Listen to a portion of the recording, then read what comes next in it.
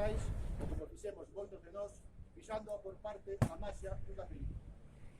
Moitos deses momentos aparecese diante de nós, como tantas outras cousas da vida, e a veces conseguimos atrapar ese presente, jugar,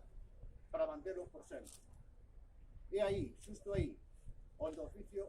que se permite a escolla da velocidade, sensibilidade, apertura, enfoque, mestura coa sensibilidade persoal, e onde xurde o artista. As persoas que os exponemos aquí, aficionados a esta arte, temos en común a sorte de ter contado na nosa xenda a Willy, André López,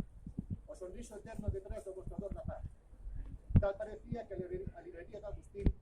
tivera un mecanismo secreto que permitía transformar o seu despacho en atalaya e desde ali arriba vixiar que todos vivíramos con unha pizca máis de alegría,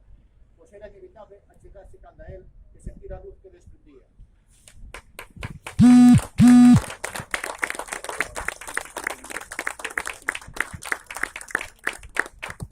André López, Willy, o seductor detrás das pilas de prensa, clasificando libros, regalando humanidade para quen quixera, acoller amante de Frey,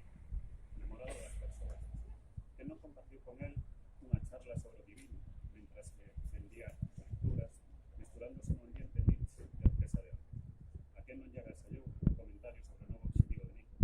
que Cano non o levaba demasiado ben, que non falou con él sobre o tempo, o mal estado do pavimento no paseo marítimo, que se lleva,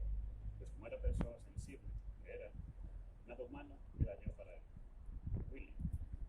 un artista, un trovador que tocou as verbas e a música polas manos, debuxando un pasado maravilloso coas súas fotografías, dedicado cazador do detalle, que se que transforma unha simple fotografía dun rato cazador, sempre co bo tino para apretar a luminosidade. Sensible á natureza,